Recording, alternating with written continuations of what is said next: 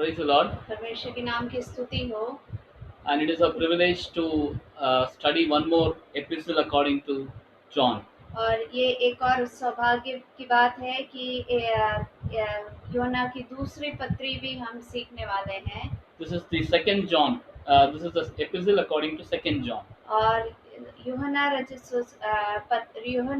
दूसरा यूहन्ना का पत्री है ये। This is a letter written to a family or a church in Asia Minor.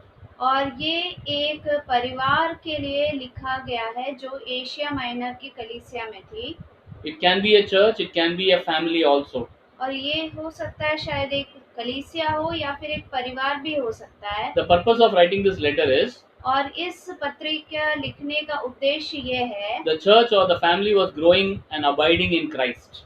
क्योंकि ये जो कलीसिया या ये जो परिवार है वो परमेश्वर में बना हुआ था और परमेश्वर में आगे बढ़ता ही जा रहा They था were walking in truth और वो सच्चाई में आगे बढ़ते जा रहे थे and they were obeying the commandments of the Father in heaven. और पिता परमेश्वर जो स्वर्ग में है उसकी सारी आज्ञाओं को मानते हुए जा रहे थे। And so he is reminding this church or this particular family about instruction. और इसीलिए यूहन्ना यहाँ पे इस परिवार या इस कलीसिया को वापस याद दिलाता है अपने नियमों को। And it is an extension of First John also. और पहले यूहन्ना की पत्री के विस्तार रूपी है ये दूसरा यूहन्ना। Some of them say that it is a covering letter for First John. और कुछ लोग इस प्रकार भी कहते हैं कि ये पहले यूहन्ना का एक कवरिंग पत्री भी है or an introduction. या फिर उसके परिचय भी है। But whatever it is a part of the Bible, so we have to honor it. और जो कुछ भी हो लेकिन ये परमेश्वर के वचन का एक अध्याय है इसलिए हमें उसका आदर करना जरूरी है। And as a church, when we abide in Christ, और जैसे हम कलीसिया के रूप में परमेश्वर में बने रहते हैं there is always a disturbance हमेशा एक डिस्टरबेंस होता ही रहता है or some problems happen. और कुछ ना कुछ समस्या हमारे कलीसिया में रहती है। Mostly the problems happen because of false doctrines. और अक्सर जो समस्या आती है वो गलत सिद्धांतों की वजह से आती है। So John is writing to that church. और इसीलिए उस कलीसिया को यूहन्ना इस प्रकार लिखता है। He writes it in verse 8. और वो पहला एक ही अध्याय है इसमें उसका 8वें वाक्य में इस प्रकार लिखता है Watch yourself so that you may not lose what we have worked for but may win a full reward. अपने विषय में चौकस रहो कि जो परिश्रम हमने किया है उसको तुम गवा न दो वरन उसका पूरा प्रतिफल पाओ। Because there are a lot of deceivers who have come into this world, this letter says. बहुत गलतफहमी फैलाने वाले आ चुके हैं जब ये पत्री लिखा जा रहा था। And it also says that these people will in a subtle way duplicate Christ. और वो बड़ी अच्छी रीति से प्रभु यीशु मसीह को दूसरे रीति से प्रकट कर सकते हैं। And they will also say that Jesus Christ didn't come in flesh. और वो इस प्रकार भी कह सकते हैं कि यीशु मसीह शारीरिक रूप में इस संसार में नहीं आया। This was a problem in the church. और यही समस्या थी इस कलीसिया में उस समय। Therefore, इसीलिए it is our responsibility as today it's our responsibility to understand that Jesus Christ came as man in this world. इसीलिए आज हमारा उत्तरदायित्व बनता है कि ये हम समझे और जाने कि यीशु मसीह एक मनुष्य के रूप धारण करके ही इस संसार में आया। And he came not because of his own will. और वो अपनी खुद की इच्छा के लिए इस संसार में नहीं आया। It was a pre-planned or ordained by God. और ये पहले से पिता परमेश्वर के द्वारा उद्देश्य किया गया और निश्चित किया गया था। And whenever Jesus Christ taught in this world, और जब कभी यीशु मसीह इस संसार में अपनी शिक्षा को दिए and it was also a fulfillment of the prophecy. और ये उनकी एक भविष्यवाणी की पूर्तिकरण भी था। And he always used to say, और ये वो हमेशा इस प्रकार कहा करते थे, my doctrine is not mine. मेरे सिद्धांत मेरे खुद के नहीं है। I have come from the Father. मैं तो पिता परमेश्वर से आया हूँ। I speak from the authority of my Father. और मैं अपने पिता परमेश्वर के अधिकार से ही बोलता हूँ। This is an authority of a true church. और यही अधिकार होना चाहिए एक सच्ची कलीसिया का भी। We are not here to profess ourselves. हम यहाँ पर अपने बारे में प्रचार करने के लिए नहीं We है। cannot stand हम खड़े नहीं हो सकते because we don't have that authority. क्योंकि हमारे में वो अधिकार नहीं है We cannot show that true love. और हम वो सच्चे प्रेम को कभी दिखा भी नहीं सकते। So we need to learn about it from the Bible itself. और इसीलिए हमें ये सारी बातों को परमेश्वर के वचन से ही सीखना है। Let us read Psalm 22:22. और आइए हम भजन संहिता 22 के 22 वाक्य में जाएंगे। Psalm 22:22 says that, भजन संहिता 22 अध्याय उसका 22वां वाक्य, I will tell of your name to my brothers in the midst of the congregation. I will praise you. मैं अपने भाइयों के सामने तेरे नाम का प्रचार करूंगा, Yes. सभा के बीच में तेरी प्रशंसा करूंगा। When Jesus was in the synagogue or the church, जब यीशु मसीह खुद कलीसिया में थे he proclaimed the commandments or taught the people. और उसने आज्ञाओं को सिखाया लोगों को। That time Jews also marveled at his teachings. और यहूदी लोग भी उसकी शिक्षा को सुनकर बहुत ही अचंभे They were हुए। surprised. वो लोग बहुत आश्चर्यचकित हुए। But his family members said that, no, he is one of our own village person. और उनके परिवार वाले या फिर उनके गांव वालों ने कहा कि ये तो हमारे गांव से एक सदस्य है। They were not able to recognize or correlate with the word of God. और वो परमेश्वर के वचन के साथ मिलाप करके देख नहीं सके। But the Jews marveled. लेकिन यहूदी लोग जो थे वो ये उसकी शिक्षा को देखकर And बहुत further we अचंभे read हुए। about it. Further we read about it in John chapter 7.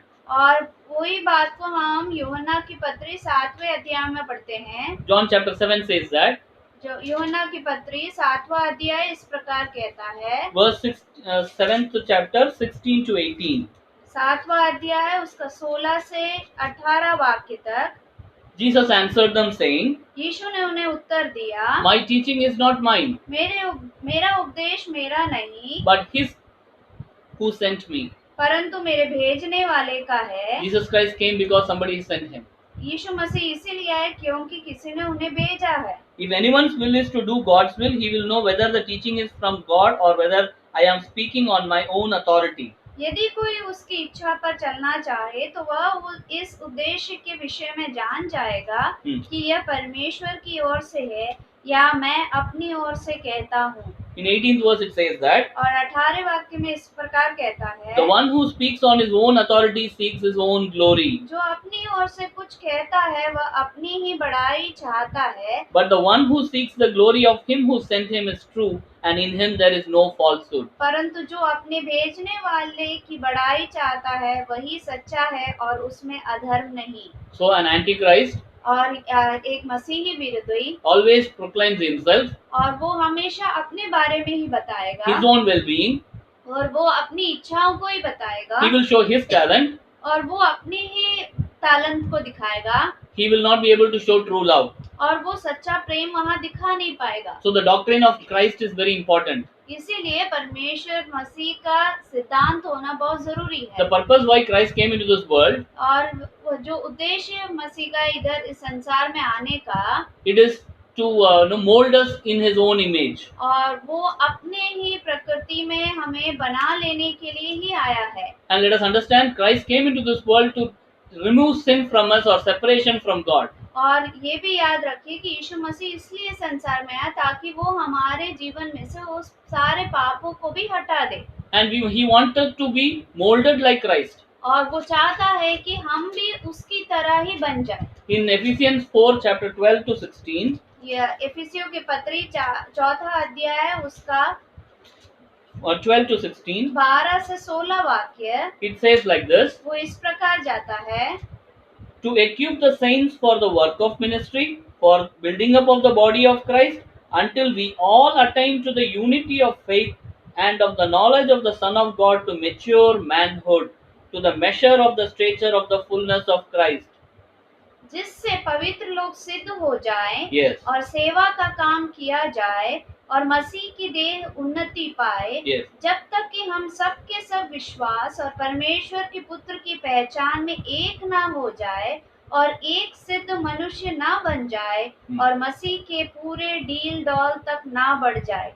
Yes, to be to attain the fullness of Christ, और मसीह के उस पूरिता में बढ़ जाए, so that we will no longer be tossed by new teachings. और ताकि हम नए जो शिक्षण है उसमें इधर उधर भटक ना जाए। There are a lot of teachings in this world, यहाँ पे बहुत से ऐसी शिक्षाएं हैं इस संसार में, even in Christian denominations. यहाँ तक कि मसीही डिनोमिनेशन में भी ऐसी कई शिक्षाएं हैं। Forget about the other belief systems. और भूल ही जाइए कि दूसरे धर्मों में The systems will sway you like the waves. और ये सारी जो व्यवस्थाएं हैं आपको इधर उधर भटका देगा। My dear brothers and sisters, ये है मेरे प्रिय भाई do बहनों, you want to be conformed to the image of Christ? क्या आपको कंफर्म होना है कि आप यीशु मसीह की प्रकृति में हैं And you want to be like Christ? और आप चाहते हैं कि आप भी यीशु मसीह जैसे हो जाएं? Do you want to be closer to God? क्या आप चाहते हैं कि आप परमेश्वर से और निकट हो Let जाएं? us refresh our memory.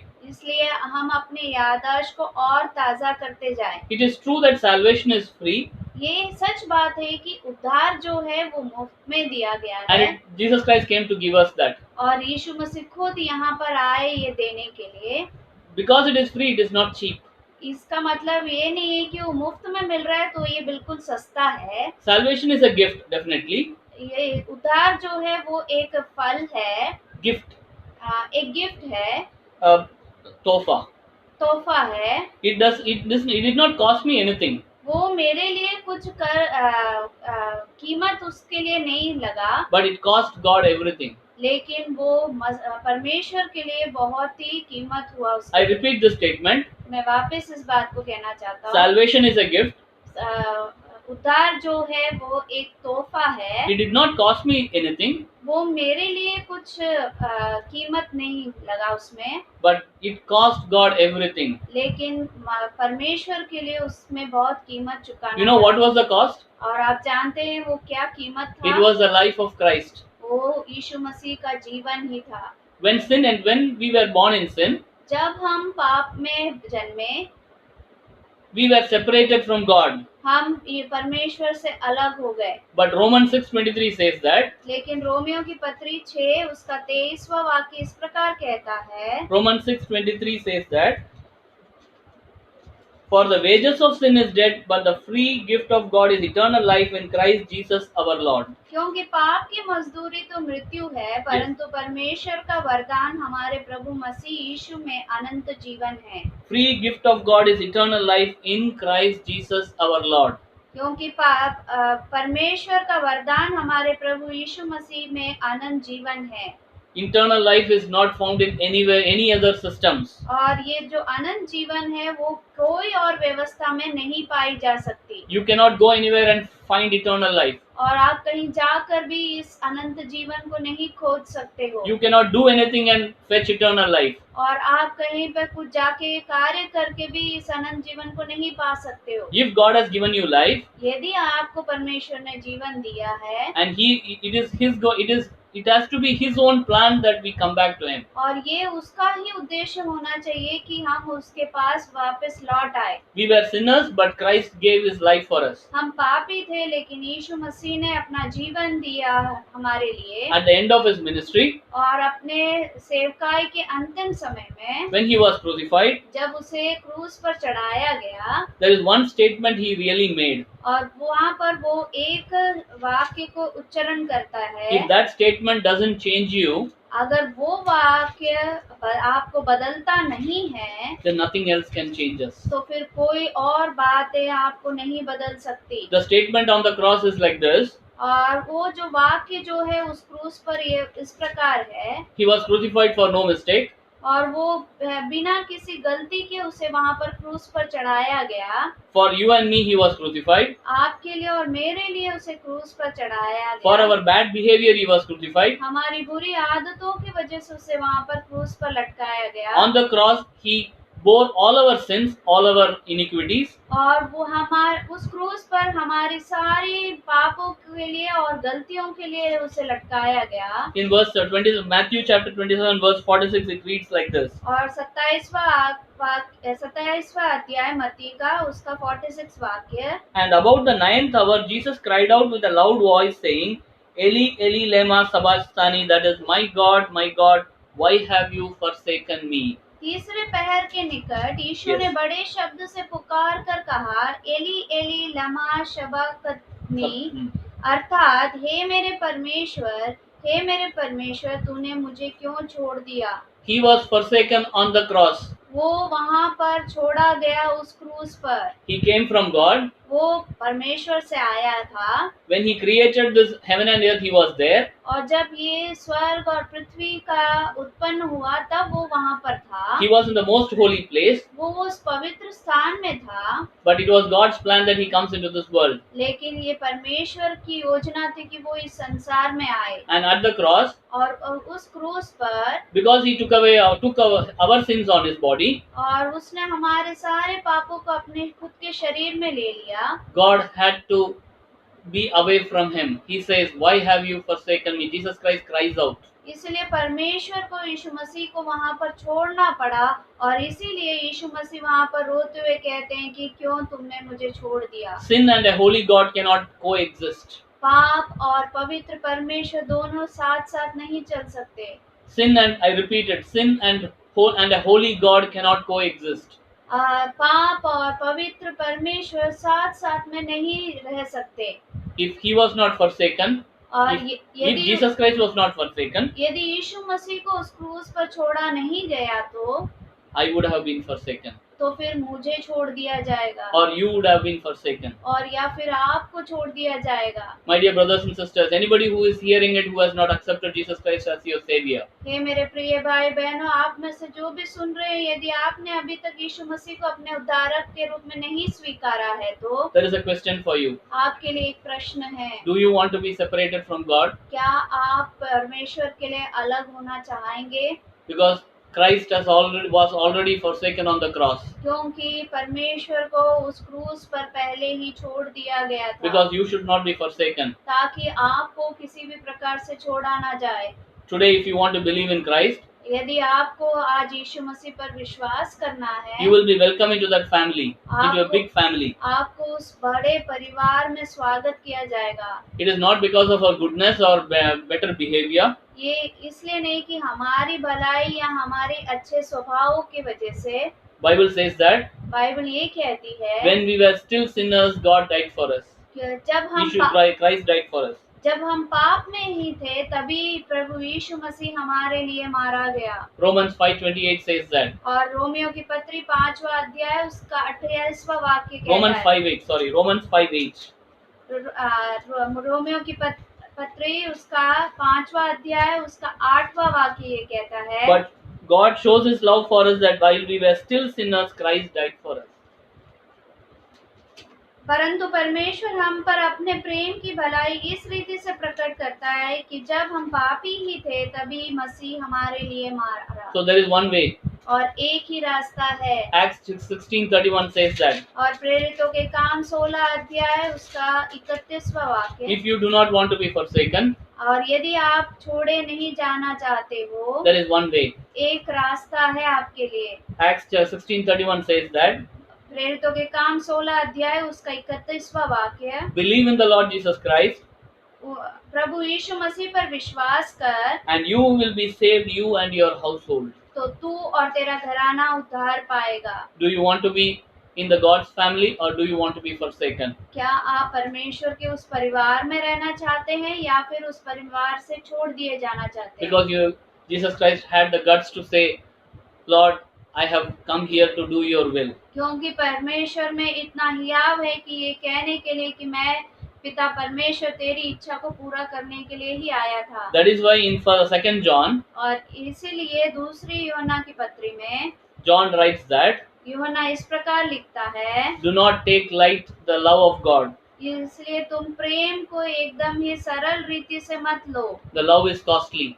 जो प्रेम है बहुत ही कीमती है। Because it was on the cross that Jesus Christ showed his love. क्योंकि उस क्रूस पर यीशु मसीह ने अपने प्रेम को दिखाया। Love was costly. और जो प्रेम जो है बहुत ही कीमती है। Love was painful. और जो प्रेम जो है उसमें बहुत दर्द भी है। It was shed. He shed his blood on the cross for you and me. और यीशु मसीह ने अपने पवित्र लहू को बहा दिया आपके लिए और मेरे लिए। Let us be renewed in that love. और आइए हम उस प्रेम में और आगे बढ़ते जाए। Let us not be tossed by new teachings. और नए शिक्षा में हम इधर-उधर भटक ना जाए। May God bless us with His word. परमेश्वर इन वचनों से हम सबको आशीषित करे। Amen. आमीन।